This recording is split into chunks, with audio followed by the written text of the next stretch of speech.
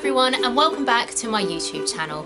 Today we're doing an actor's advice video and I'm going to give you guys an introduction to actioning. Also, if you can hear a fan, it's really hot and there's a fan like underneath the camera, not literally underneath the camera, you know what, it's there, it's in front of me on the floor because it is too hot.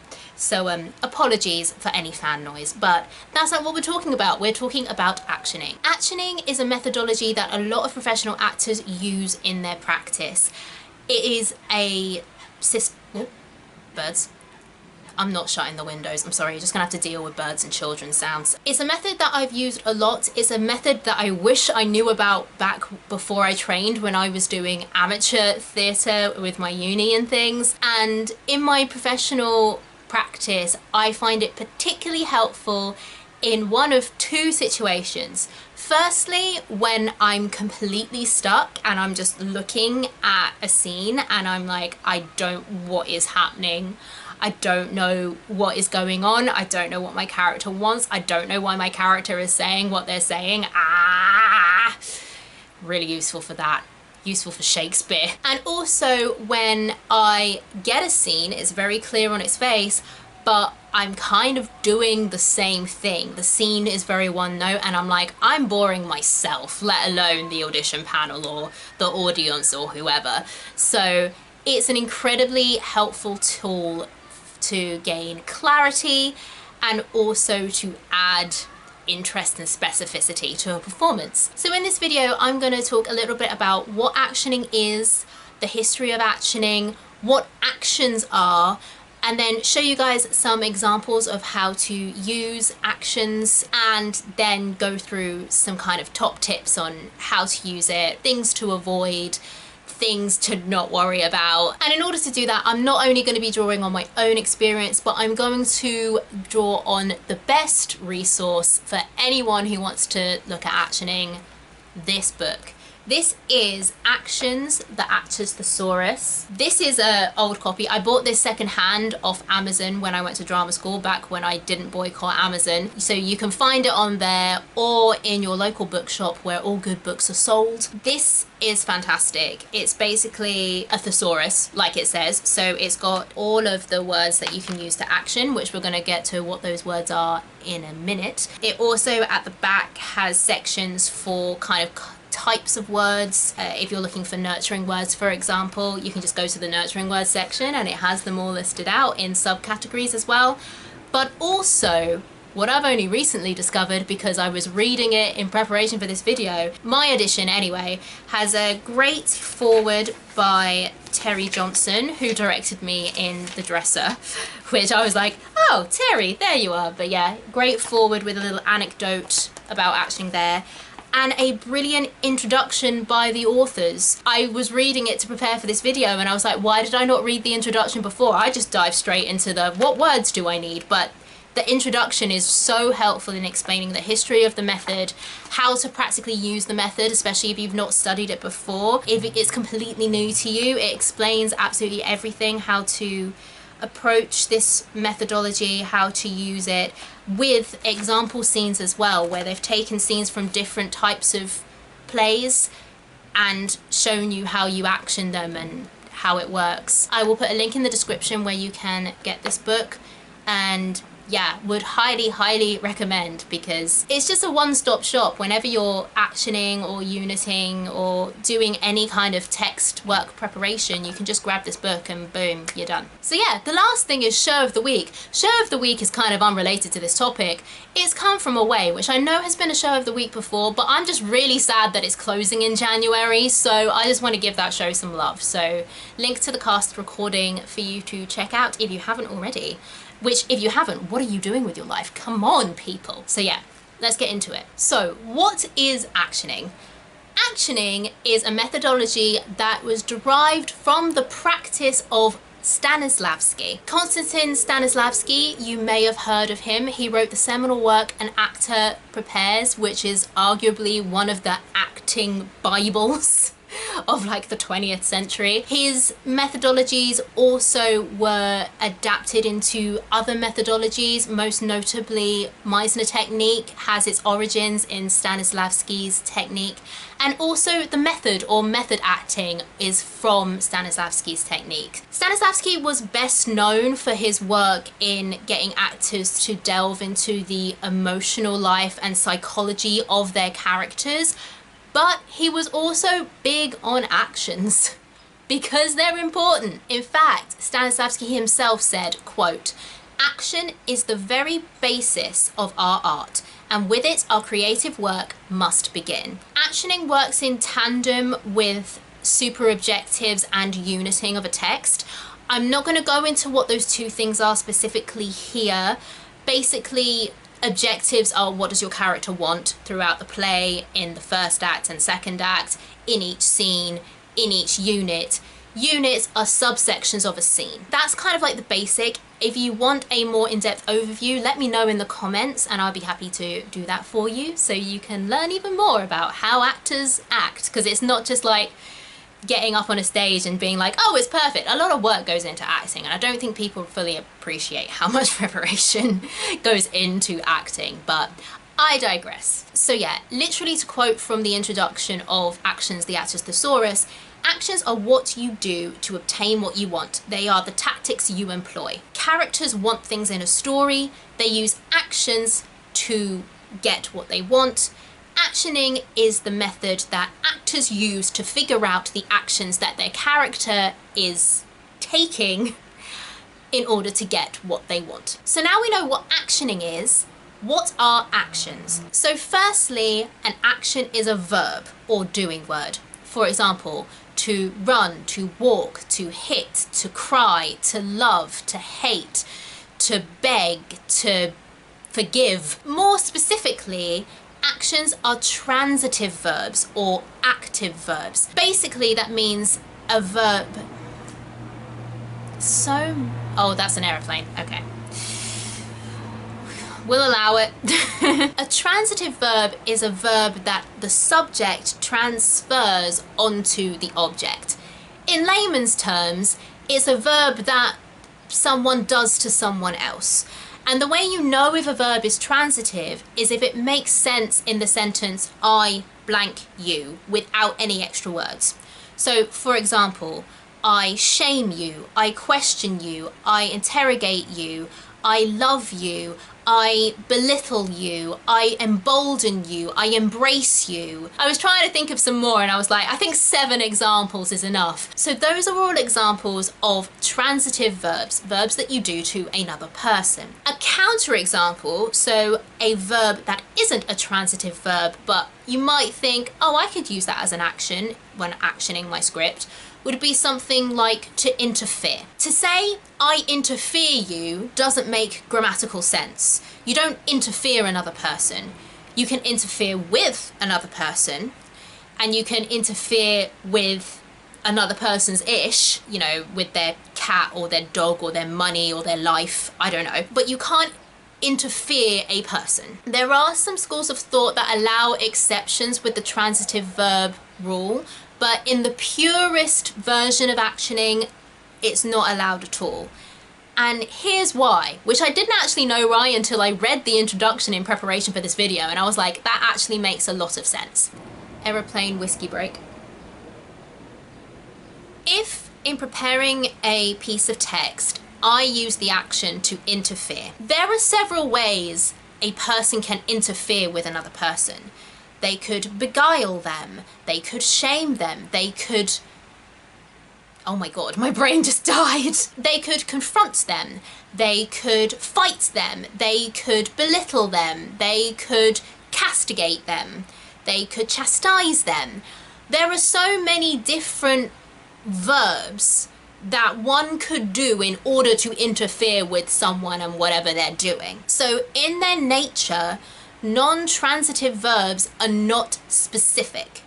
By contrast, beguiling someone in order to interfere with their shizzle is specific and unique and completely different to confronting someone in order to interfere with their shizzle, blah, blah, blah. Those two are not synonymous at all. You can't conflate those two things. Also, if you are beguiling someone, you can play with the quality of that beguilement. Is beguilement a word? It is now. So you can beguile someone graciously, you can beguile someone with sass.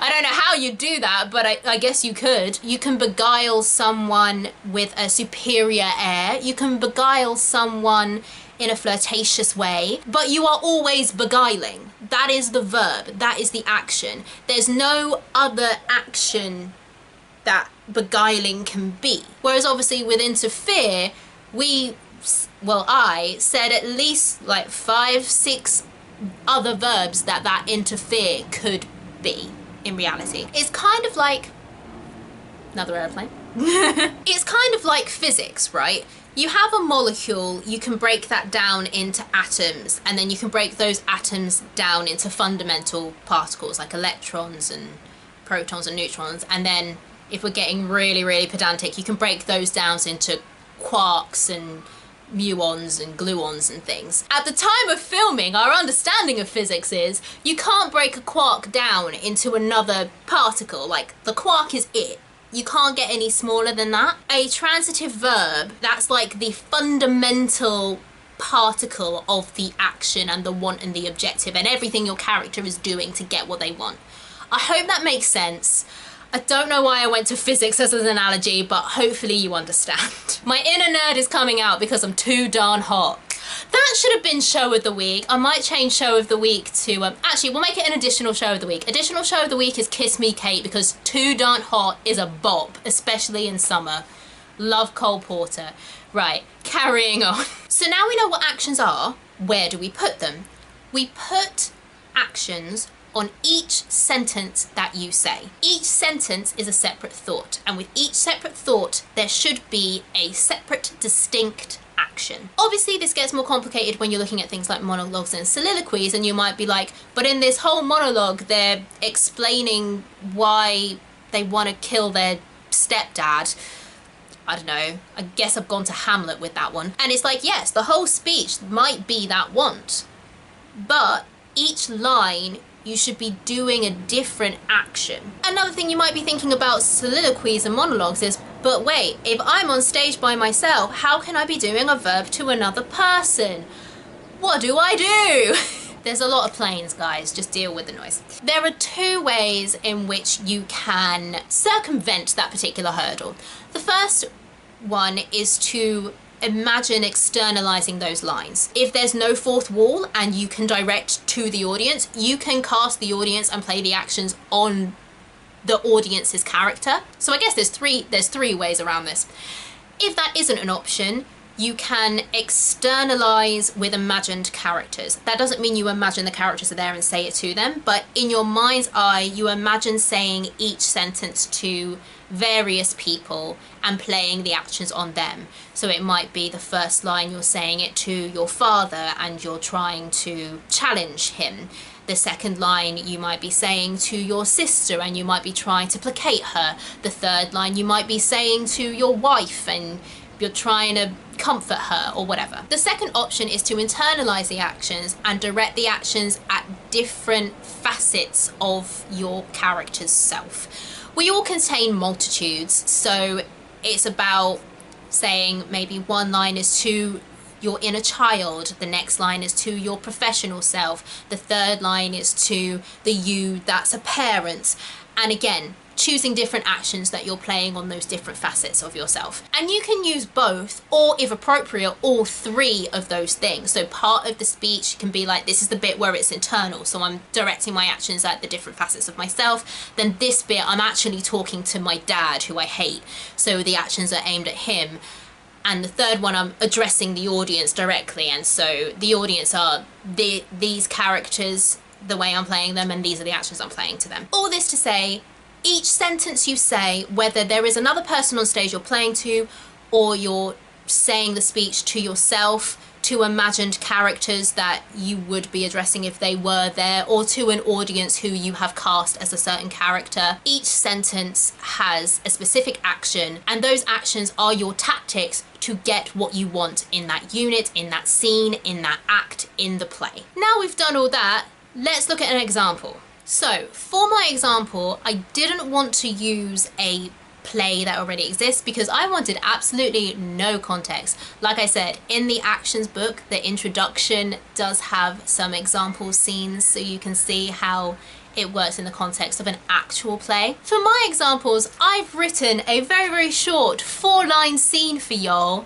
It's the height of theatrical excellence. It's really not, but I wanted to do that because I wanted you to see the power of actions and how much of an influence using actions can actually have on how a piece of text comes to life, and also the power that actions have to actually create the drama. Because I think it can be really easy as actors to be like, everything is already on the page and we're just there to do whatever the director says. Actually, by using things like actions or, you know, other methodologies at your disposal, it actually allows you to have a lot more creative agency. We're going to start off with just the lines, and I've actioned them in the most neutral way possible, just to demonstrate what happens when you then shift those actions. So this is the scene. Person A, where are you going? Person B, where do you think? Person A, don't talk to me like that. Person B, whatever. Really simple scene, just two people with a very short back and forth. Just based on this 4-line scene with absolutely no context, the most neutral actions that I came up with are these. So the first 2 lines, where are you going and where do you think, are both the action to question. I question you by saying, where are you going? I question you by saying, what do you think? The 3rd or 4th lines, these are not true actions. They're not transitive verbs. This is because transitive verbs, apart from arguably to question, are inherently not neutral. And I wanted these first ones to be neutral just to make a point before we get into properly actioning this. So don't talk to me like that, I've got to request. And the final line, whatever, I've got to say. Some actors or directors would let those 2 actions slide, but if we're being kind of pure actioning technique, they're technically not actions, but for the purposes of this exercise, those are the 4 actions that I've chosen, technically 3 because I used one twice, in order to give this kind of a neutral starting point. Now, if you were to play that scene with those actions, it would be the most boring scene in the history of performance. There's no conflict, the characters don't seem to want anything, there's no stakes because the actions are so neutral. So let's fix this. Let's start with our first 2 lines. Where are you going? Where do you think? I've both put them as to question. Now, if this was a real scene that 2 actors were rehearsing, them both having the action to question would not be a bad thing. If, however, you're preparing a scene and for some reason, whatever the context is, your character is saying a lot of questions, and every time you put the action to question, that's going to be really repetitive and boring, and you're probably going to want to switch that up. Even if instinctively you're like, well, they're just questioning, the action is to question. Frickin' aeroplanes! So let's get the thesaurus and look up the word to question. Because let's say, for the sake of argument, a non-questioning action would not make sense in this context. We know it's to question, but it's not exactly to question, it's something different. We open up to Q, to question. These are all but one of the synonyms that we could use. To challenge, to contest, to cross-examine, to grill, to interrogate, to interview, to investigate, to probe, to pump, to query, to quiz. Those are all the other ways you could action a question that you think is a type of question.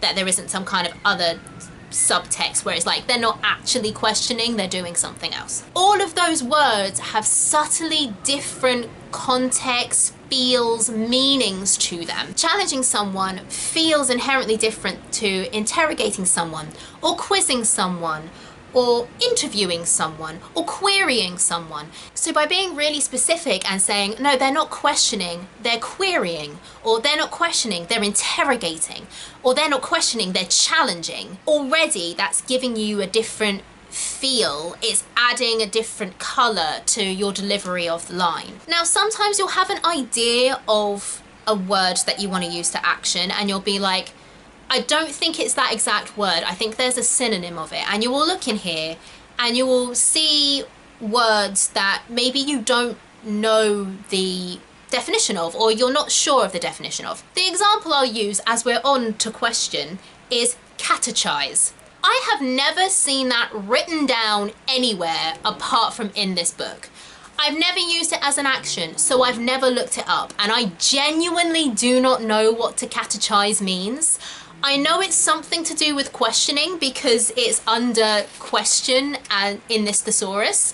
So I know it's a synonym for to question, but I don't know what it means. Now I could look up the dictionary definition of catechize, and there might be a really good, really specific definition that's really helpful. And I could read that definition and be like, yes, I know exactly what catechizing is and how it's different from every other word that also means to question.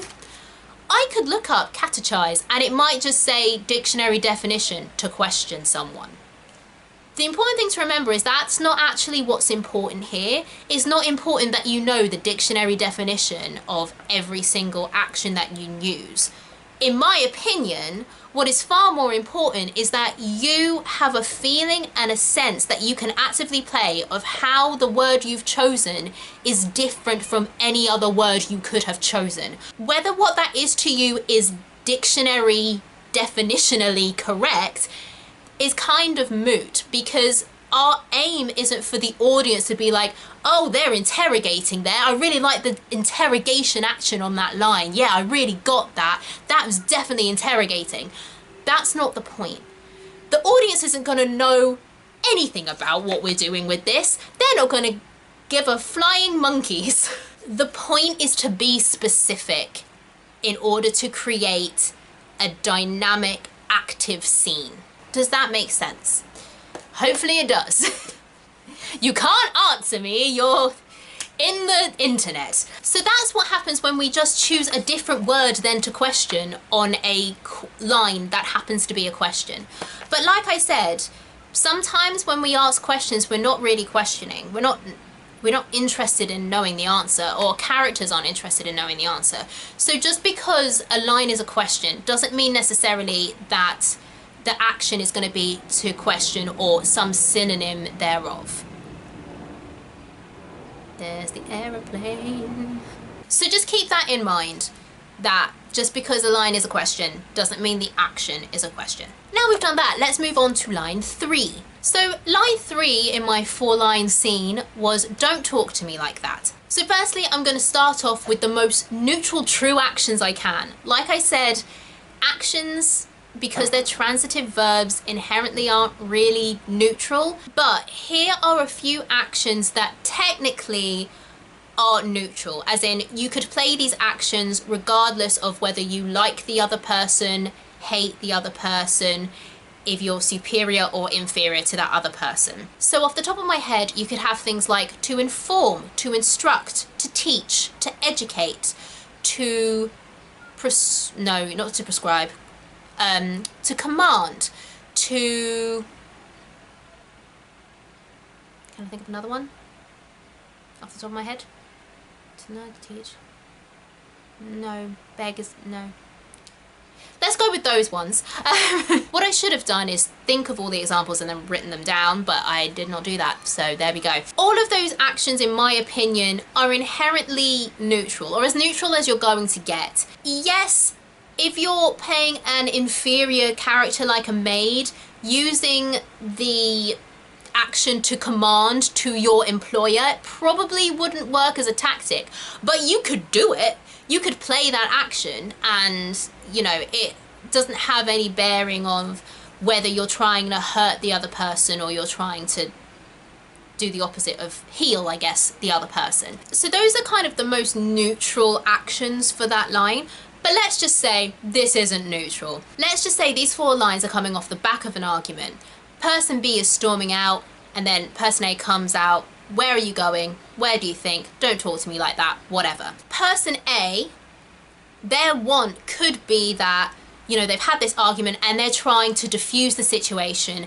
They're trying to calm person A down and stop them from leaving and make everything okay again. So on the line, don't talk to me like that, their actions might be things like to placate, to plead, to soothe, to calm, to warm, to melt, to soften. Now obviously they're not literally going to melt the other person, this is all kind of metaphorical, but can you see instantly the difference between those kinds of actions and the more neutral actions of informing, commanding, teaching, educating? Already there's a very, very different colour to the dynamic between these 2 characters. But let's say on the flip side, this is still coming off the back of an argument, but person A is now standing up for themselves. They don't care about how person B is feeling. They want person B to realise that they, person A, is in the right and that person B is wrong. In that situation, the kind of actions you might use for don't talk to me like that is to challenge, to rebut, to rebuke, to shame, to diminish, to belittle. You can also use more physical things like to hit, to slap, to punch.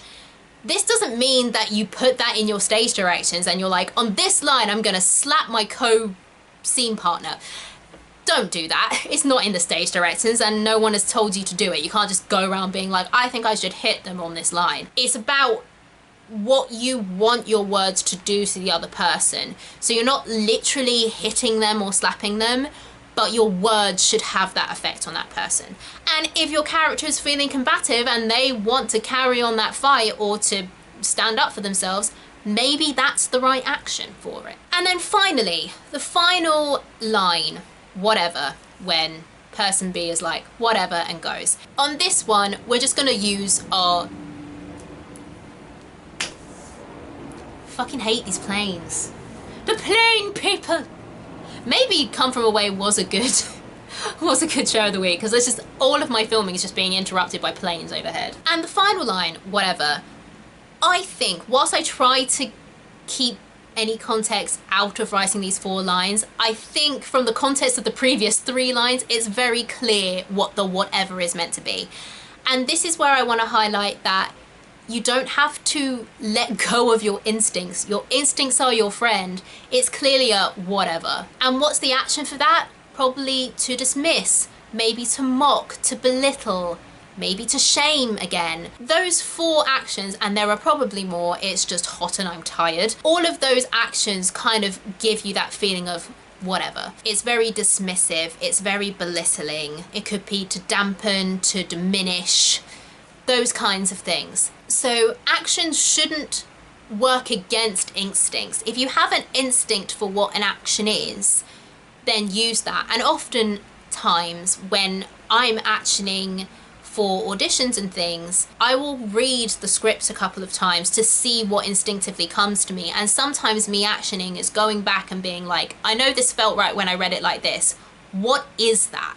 What am I doing in the vocabulary of actions and transitive verbs, if that makes sense? That was my example. I hope you enjoyed it.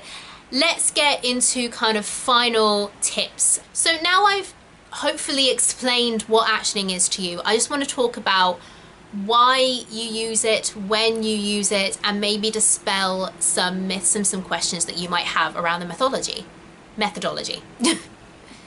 I got distracted by another plane. I'm sorry. They're coming like every 5 minutes. Why is everyone flying back into London at like 7 or 8 at night? I don't understand. So the first myth I want to dispel, which if it stays in the edit, I kind of started explaining towards the end of my example, is that actioning is not meant to be and shouldn't be a substitute for instinct. There are some actors like me who personally love all of the cerebral stuff. I love a bit of table work. I love a little bit of analysis. It's great. Sometimes, I'm getting better at it now, but there was definitely a point where that was to my detriment. Similarly, there are some actors who are like, screw the table work, let's move the chairs to the side, get on our feet and get it done. Again, sometimes that can be to your detriment. You need both and they should work together. You can do all of the textual analysis and be like, this is the exact action that I want to play on this line.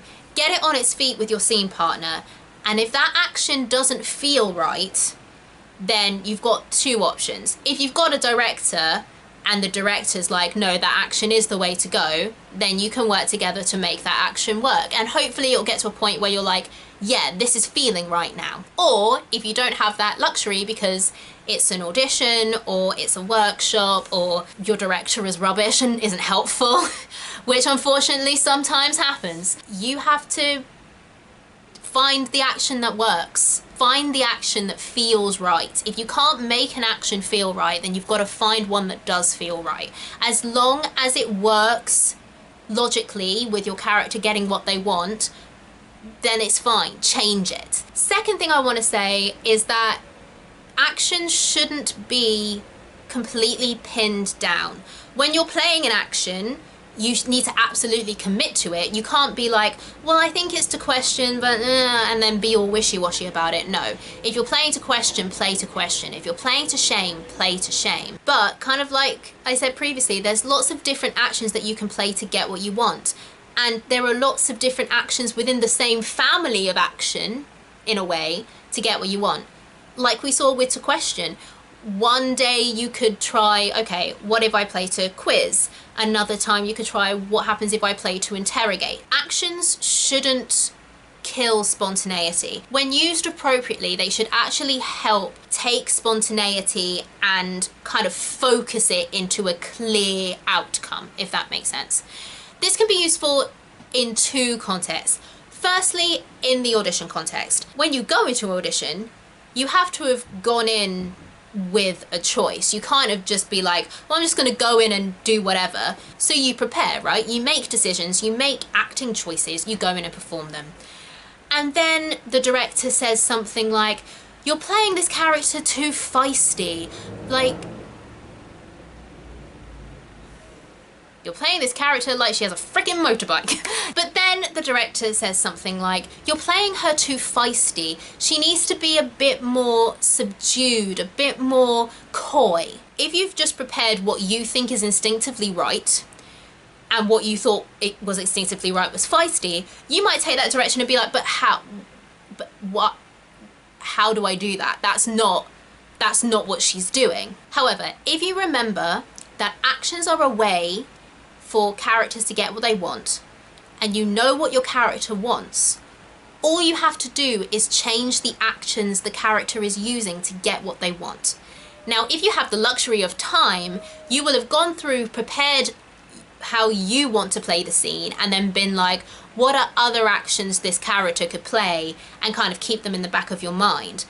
But even if you haven't had time to do that, you know what your character wants. Keep that in mind and be like, okay, so if she's not challenging because that's too feisty, maybe she's placating. You can just change the actions that you play. You don't have to change the lines. You don't have to change what your character ultimately wants in the scene. You just have to change the tactics that they're using. And that allows you to more easily pivot on a dime, because you're not concentrating on what instinctively feels right or what is in your muscle memory from your preparation. I hope that makes sense. It does to me. Hopefully it does to you. The second scenario where actioning can help with spontaneity is in long-running shows. Actioning can be a very easy way to help you keep things present and fresh. Because actions is based around verbs and synonyms of verbs, you can subtly change your actions and play with changing your actions in ways that doesn't completely feck up the rest of the company. You can even probably, depending on how responsive your co-stars are that you have scenes with, you could probably even go a little bit beyond that and not just go like, I'm going to play a different synonym of this verb today, but be like, I'm going to play a different verb, but that's kind of in the same kind of caring, nurturing family. And that can help keep things fresh and playful. what happens when your character uses a slightly different tactic in the same vein but slightly different. And you can do that without much preparation at all, because literally all you're doing is just changing your intention and changing your action. The other thing I want to mention is that I feel like a lot of purists of this method, and I think especially when you are new to a method or you're new to the acting profession, for example, or acting in general, for example, it can feel like you have to do this all the time. Like, if you're doing the method, you have to do the method and nothing else. If you're doing Meisner, you have to do Meisner and nothing else. If you're doing actioning, you have to do actioning and nothing else. My personal opinion of it is actioning, like anything, is a tool. And if it's useful, use it. If it's not, don't. When I've used actioning, I've never had a moment where I felt like actioning isn't helping. Hello, editing me. The one exception when actioning has been actively unhelpful is just sometimes in a script, it's few and far between, but you have lines that are just pure reaction. Your character isn't actively doing anything because they are just reacting to whatever has happened or what's just being said. Then actioning is not helpful.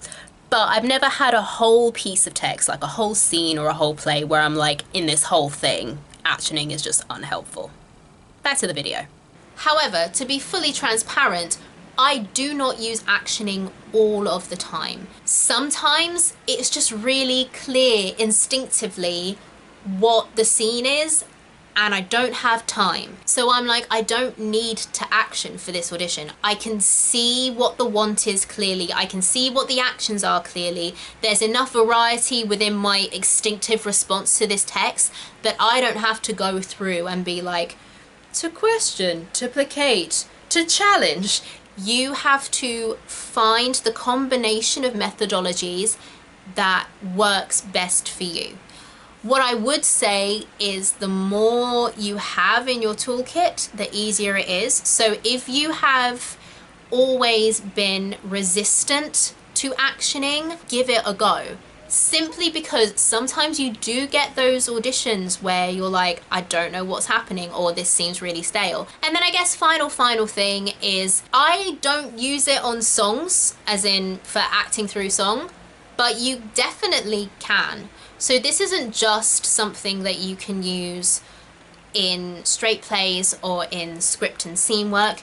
You can use it for songs. You can also use it for when you don't have lines, which is harder to do because obviously like the thought is the line and that's what you use for the actions. But let's just say you are a supernumerary in a show, or your character has been put in a scene either because the director wants your character there even though they don't speak, or it's written in this play that you're in a scene but you don't speak.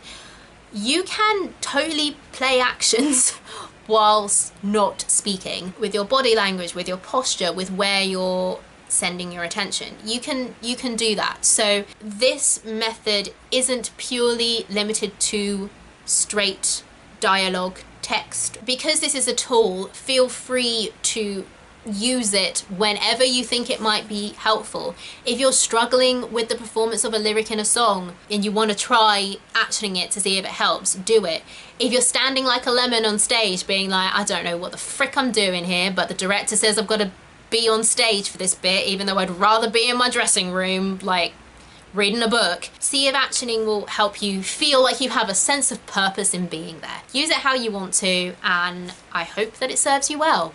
I'm now rambling, so let's just do the outro. So that was my brief introduction to actioning. I hope you really enjoyed this video and found it helpful. If you did, please consider liking and subscribing. Would love to have you on the channel. Come on down. We have a great time preparing play texts and smashing auditions / performances / whatever. Stay tuned for more theatre content from a UK perspective, and I will see you all in my next video. Bye friends!